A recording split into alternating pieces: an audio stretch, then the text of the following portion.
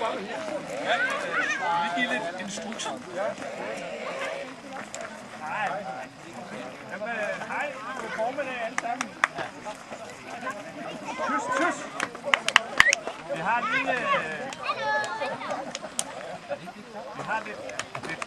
lidt frie rammer, vi vil foreslå udslukkende for vores skønne udsluk her i det blå og grønne og hvad det ellers er. Vi skal også skrue indtil videre blå og grønne.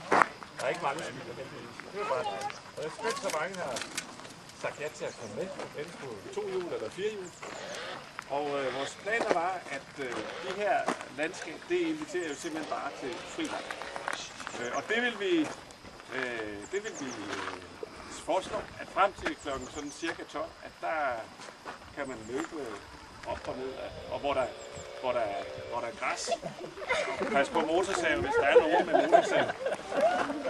Og så havde vi tænkt os at lave frokost sådan over på amfiteateret, sådan at vi kunne sidde og spise derovre, for det er sådan lige i den retning.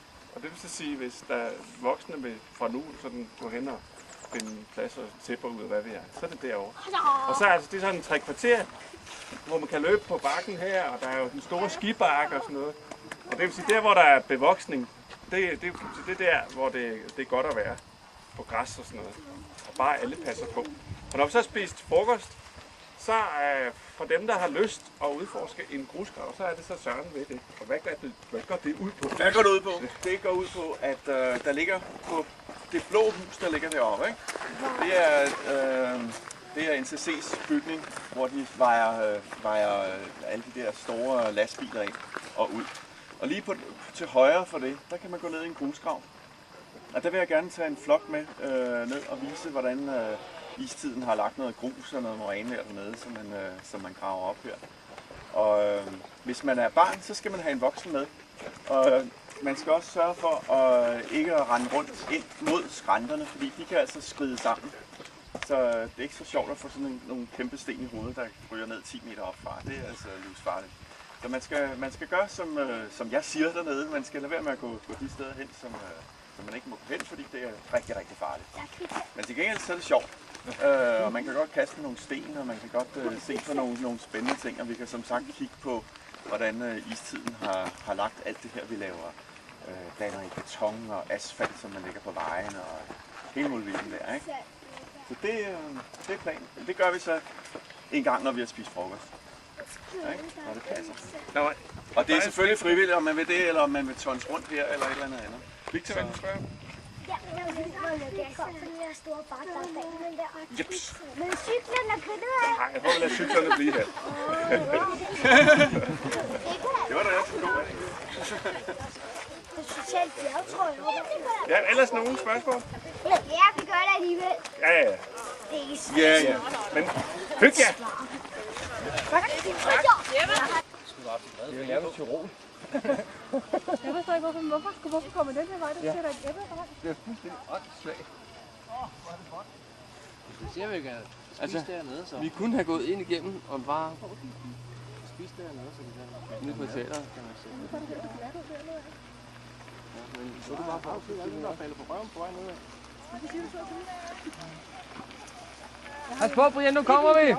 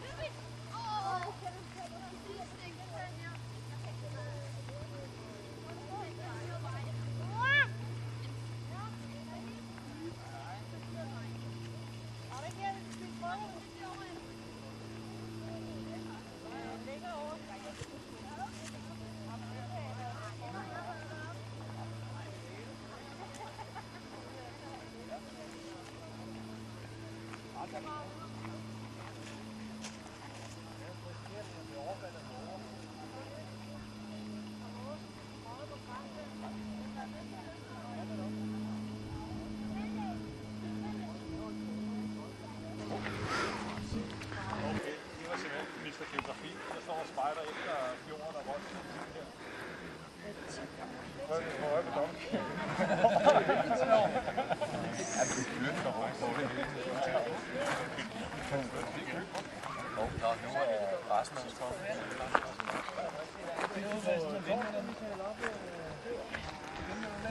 jeg godt kan vinde under de 3 her.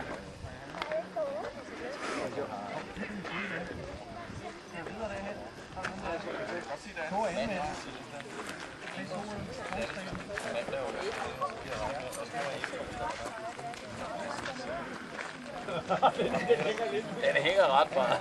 Okay. Men der er... Det ligger jo rigtig langt.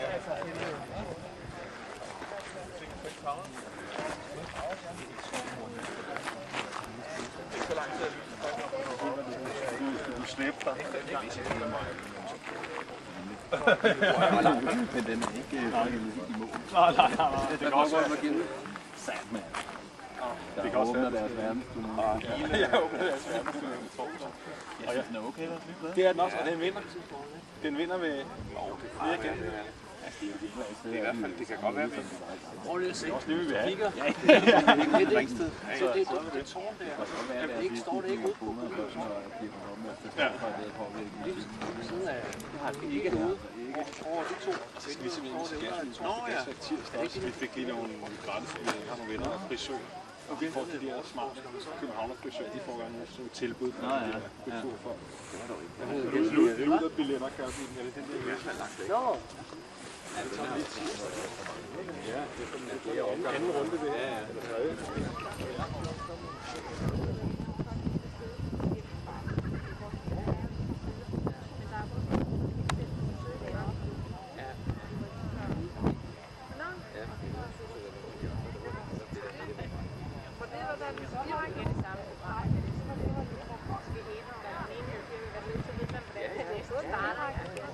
Ja, det blev det nok, John og jeg. De blev helt sport i, at når vi skulle til det næste, altså ligesom viskede til hinanden, hvad der skulle ske. Og det er noget,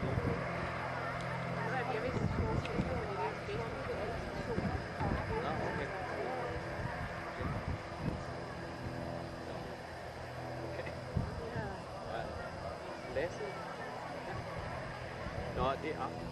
Ja. Eller hvad? Kom til? Ja. Det er jo lidt for meget. Ja.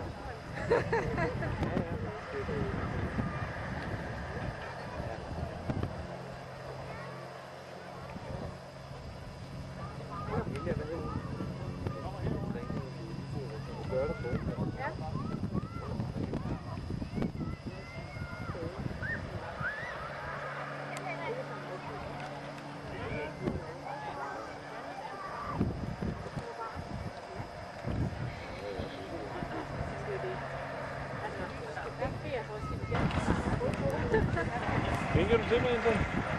I vinker. Mor? Jeg tror, vi skal med. Ja, vi kan bare se, det kommer på.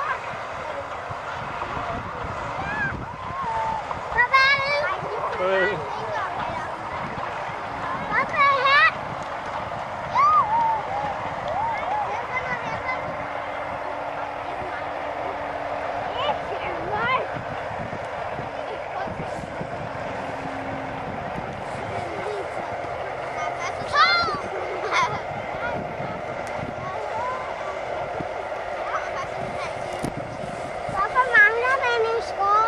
Ja, men det er også noget rod. Det er noget rigtig rod. Måske har den en lille bitte skorsten bagpå. Har den ikke det? Det er lokomotiv. Ja, hvorfor har den ikke en stor? Det er et godt spørgsmål. Ja, det er irriterende, at man skal tage bolden på bakken her. Ja, skal vi spille?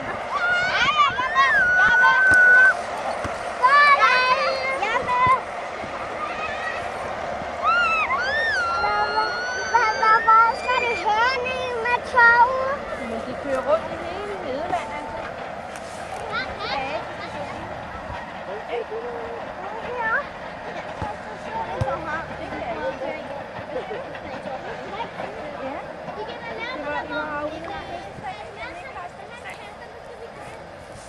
Hvor skal det egentlig hen, det der tog? Ja, ja. Jo, jeg lover, jeg skal få det på den der bakke.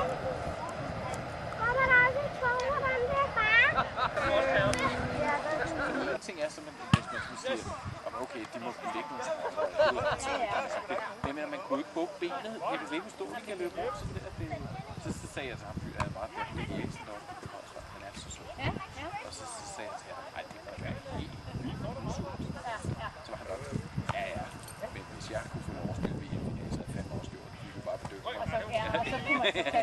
Ja.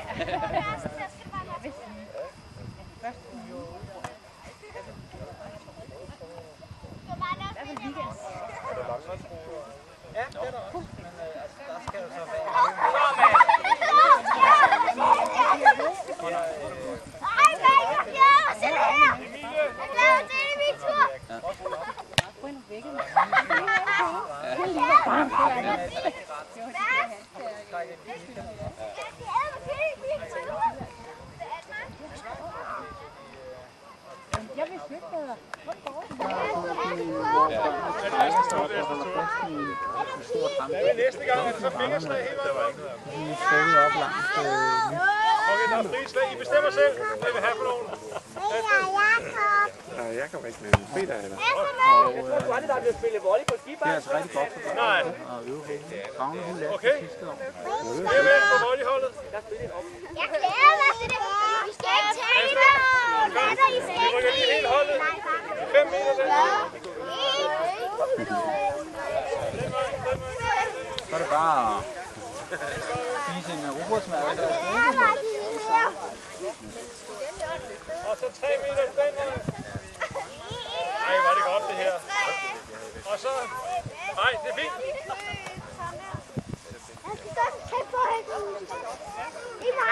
Nej, Jeppe, du siger... Jeg slutter.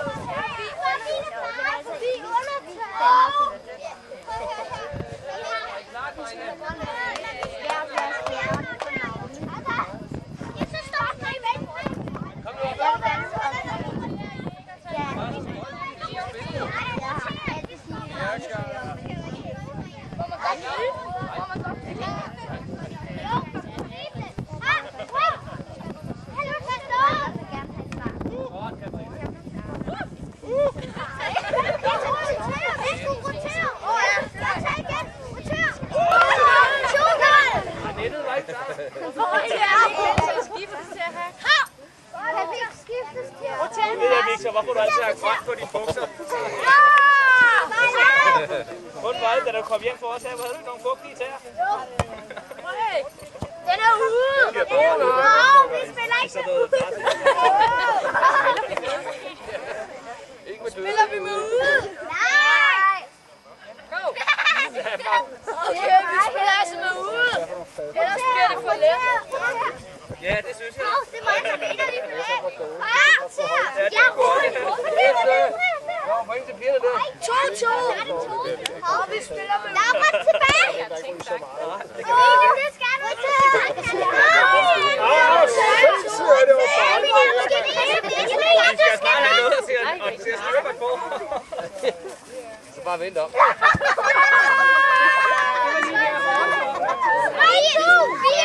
Der er en grund til meget. Man skal save. Jeg har været volleyball med det hele mit liv.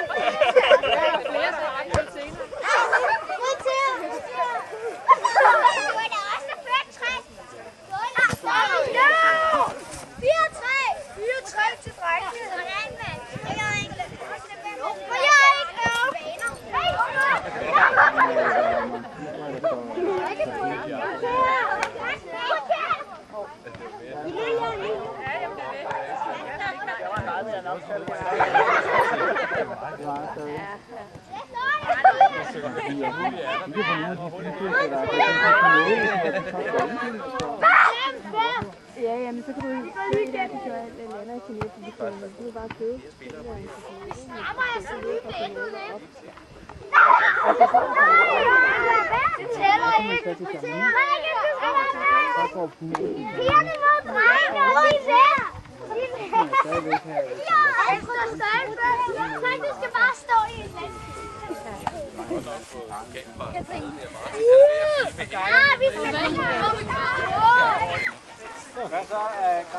Nej, hvor er det strengt at lufte sin hund herinde. Pas på lorten. Ja, den er lækker. Så skal vi lige ned ad bakken her. Skal jeg lige holde sodavand imens, tror jeg. Så skal vi ned til bakken. Nikolaj. Lille middagslur her. Det er her, du plejer at gå til opera.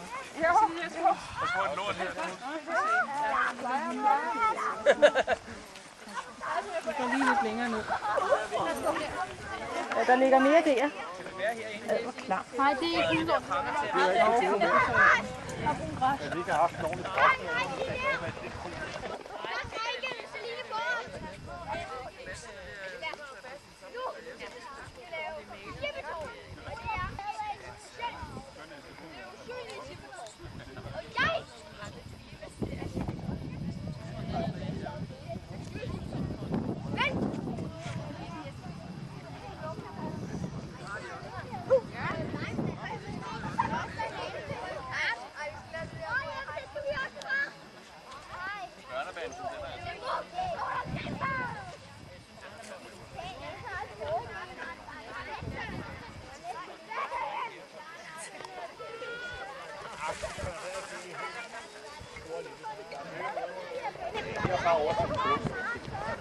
Det forestiller jeg opad. Der har det ret i.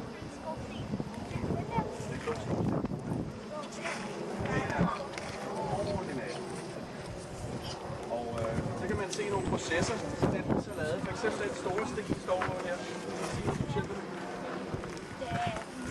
Den er lysende. Hvordan tror jeg, der kommer til det? Ja, sådan er presset. Der har simpelthen ligget nogle sten. Og den er slæbt hen over den her store sten, som har ligget et helt andet sted, men det er jo lige meget. Den har ligget, og så har der kørt is hen over med stenen, som bare har lavet ordentlige riller i. Man kan se, at den har ikke ligget i samme retning hele tiden. Den har krydset i forskellige retninger. Hvorfor har is bevæget sig? Det er fordi, at isen kommer jo op fra det skandinaviske højfjeld, op fra Norge og Sverige, hvor der er kilometers højde. Så har der ligget, så er der faldet mere og mere sne deroppe. Ikke om vinteren, men smelter om sommeren. Så bliver det ikke, og så bliver det trykket sammen. Og når der pludselig ikke er sammenhængende luft i den sne, så kalder man det ikke at smelte, men at glide ned på de her høje bjerge. Det kan ikke blive liggende. Det er jo det er sådan meget bøjeligt i virkeligheden. Så det glider bare ned, og det glider ned hele vejen igennem Østersøen og forbi Bornholm og kommet op igennem Østersøen sådan fra sydøst indover her. Det er også kommet op nordfra igennem Skagerrak, ned over Skagen og Fyn og ned over Sjælland og faktisk helt ned midt i Polen og helt ned i Holland. Så langt har det gået. Så det er simpelthen et spørgsmål om, at der bliver losset en masse sne op i skandinaviske højfjeld, og så glider der isen ud. Det er nogle helt andre havforhold. Det er for eksempel vandfast helt over til Storbritannien.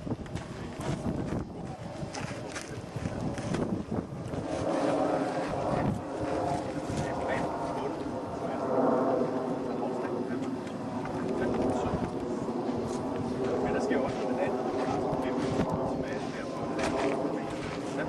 Der bliver vandet faktisk trykket rigtig meget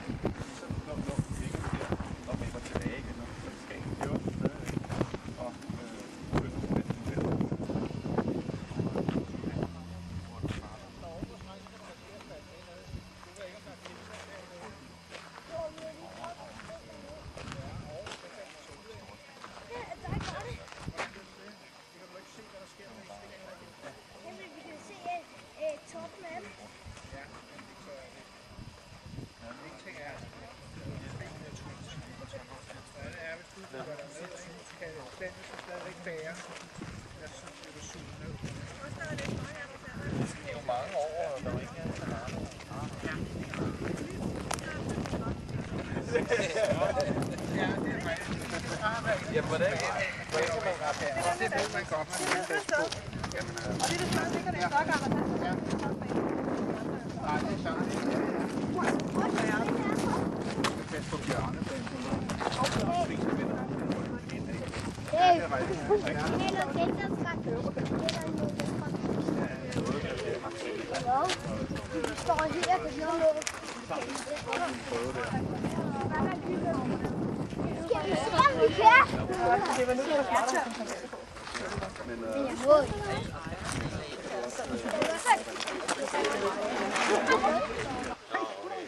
kan I se det.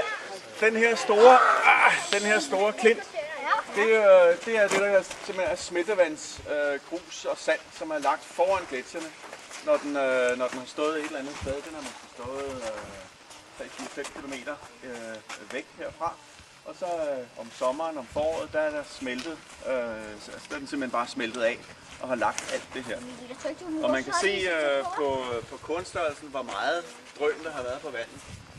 Så når der er sand, så har der været forholdsvis lille strømning, og når der er de der grus, store sten, de er selvfølgelig transporteret, når der har været rigtig, rigtig meget drøn på strømning. Så kan man også se, der er der sådan nogle områder, hvor der er rustudfældninger og andet godt. Og det er fordi, at der er der sten, der ligger altså, i kontakt med hinanden, men der er ikke noget, der fylder hulrummene ud. Og det er der, hvor vandet virkelig strømmer hurtigt, altså grundvandet. Det strømmer virkelig hurtigt derinde. Og når vandet strømmer hurtigt, så falder trykket, og så kommer der udfældning af jernoxid og krom og alt muligt andet. Det sorte, I kan se derovre, det er kromudfældning op på klinten der. På grund af regnvand, der siver ned. Grunden til, at det bliver aflejet her, det er jo, at der har været plads foran gletsjeren. Og gletsjeren, den er simpelthen, den har været her før. Nedenunder det her ligger der mere grus, og så ligger der en moræne til som der ligger op på toppen. Og der har været sådan et trug foran gletsjeren. Det er der altid, når den kommer frem, fordi den vejer så meget. Den ligger her, og så ligger jorden her og bliver presset ned. Den har oprindeligt ligget sådan, men når gletsjeren kommer ind, så presser den sig ned. Fordi isen den vejer cirka det halve af hvad jordens vægt er. Så når man lægger, lad os sige, 2 km is oven på jorden, så falder jorden 1 km ned. Stille og roligt bliver den presset ned. Og foran den is, der vil der så altid være sådan et område, hvor man kan aflejre ting. Og derfor så er der plads til at lægge alle de her sedimenter. Så er der, kan vi se ovenover, der er grænsen der. Ret tydeligt, der er grænsen mellem det, der er smeltet ud af isen, og det, der er lagt usorteret under isen, altså det, man kalder moræne eller til. Det er det grå, eller det der brune, der ligger ovenpå. Og det var det, man i sin tid troede, dengang i 60'erne, der troede man, at moræneler, det er helt tæt, og der kan vi sagtens lægge det også plads og andet. Og så pludselig så fandt man ud af, at der var nogle store vandindvindinger, der havde problemer med grundvandskvaliteten, fordi man fandt pesticider, og man fandt klorerede opløsningsmidler og andet godt, der kom fra Lolland. Og så tænkte geologerne også om, og indrømmede jo så, at de havde begået en kæmpe fejltagelse. Og vi bare antag, at det der ler, det var helt tæt, ikke? Og så lavede man forskellige undersøgelser, som viste, at det var ikke tæt. Og man kunne ikke forstå, hvad det var. Men så for omkring 15 år siden, der gik man i gang med at lave et detaljeret studie af leren. Altså grave den ud og nærmest som arkeologer pirke til det der ler. Og så fandt man, at der var masser af sprækker igennem. Systematiske sprækker, som bliver dannet, mens gletsjeren den laver moræneleren og skrider hen over det. Så står der simpelthen sprækker nogle gange hele vejen igennem. Og der havde man så forklaring på, hvorfor det ikke er tæt. Så bare for at få allerførst, så er der ligget en gletsjerkant et eller andet sted øst. Og så er det sprunget ud fra, og så har vi fået gruset. Ja. Morænen, siger du, det er fra, så må gletsjeren have været hen over her. Den har været hen over her igen. Og så er den lagt morænen. Ja. Hvorfor er der så ikke noget ovenover, når gletsjeren har trukket sig tilbage igen? Det kan være, at det har været et højdedrag her, hvor det, der skulle smelte af, det har bare rendt udenom. Hvis det her det har været et højdedrag. Ja, det er jo den der ås, som går Køgeåsen, ikke? Ja. Går hele vejen ned til Køge. Ja. Så det, for eksempel, det har været for højt til, at der kunne aflejres noget ovenpå morænen. Ja, lige her tror jeg ikke, der har ikke været noget særligt smeltevand ovenpå i hvert fald. Altså smeltevand i sand. Så det har bare ligget hen som et højdedrag, ikke? Hvor vandet selvfølgelig ikke brænder op på, fordi der har været noget rundt omkring, der har været lavere. Ikke? Men åsen dernede, det er sådan et eksempel på, at når isen den trækker sig tilbage, så trækker den sig virkelig ikke tilbage. Den smelter bare hurtigere, end den skrider frem. Så den går hele tiden, altså ispartiklerne går hele tiden fremad, men den bliver bare smeltet tilbage. Ikke? Hurtigere end den bliver bare frem. Så den bevarer sin fremdrift, men går hurtigere tilbage. Så pludselig så kan den ikke længere blive så tynd, at der ikke er noget til at drive den. Altså der er ikke noget pres til at drive den fremad. Og det er det, man kalder døde is. Og der har vi jo et gode eksempel lige her ved Kirke Eskilstrup, hvor vi har det der meget kuperede landskab, som de gamle geografer kaldte afløbsløse lavninger. Ikke? Det kan man altid huske på. Afløbsløse lavninger. Nogle runde, nogle, hvor der ligger en lille sø i midten, og nogle sådan rigtig kuperede landskab. Det er også det, man ser på hele Nordfyn. Der er masser af sådan noget døde islandskab. Og det er bare sådan store isklumper, som... Det er kæmpe store isklumper, som bare ligger der i mange år og bare smeltet. De ligger bare der. Og det sjove er så, at det er et negativt aftryk af der, hvor isen har ligget. Der, hvor isen ligger, store klumper af is, der kan være på størrelse med det her hul. Den får lov at ligge. Så virker det jo som en bakke i det landskab, så der ikke bliver aflejret noget på det.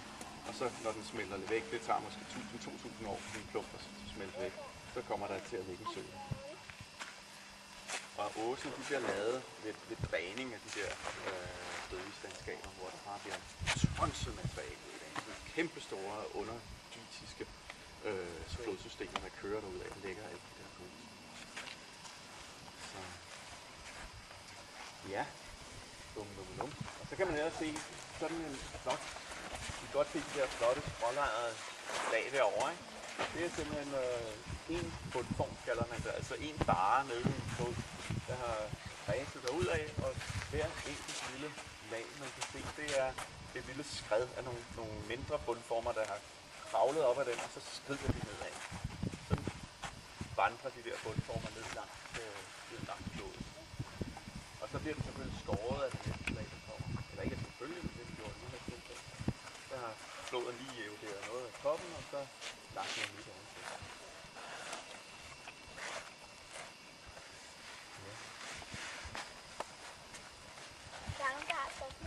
Det får du lige komme med. Altså, her vil jeg tro, der er omkring 20 meter op. 18-20 meter op. Og jeg tror ikke, der er nogen, der døde af det. Jeg har selv lavet speciale en gang, da jeg læste geologi. Der har jeg gået rundt, og der var jeg ikke bleg for at gå op sådan der. Og det var måske lidt tosset, men det gjorde vi altså dengang. Og for sådan lige at måle lidt på stenen, og gå ind og kigge tæt på det. Men jeg døde ikke af det. Så vidt jeg ved.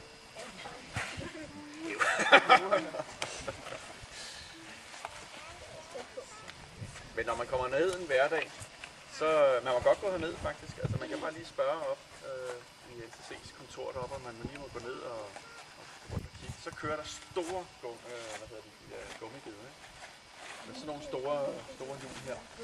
Kører lige ind i klinten der, og så hiver det ud. Kæmpe store skovlfulde. Og så kører det dem op til det der maskiner, I kan se.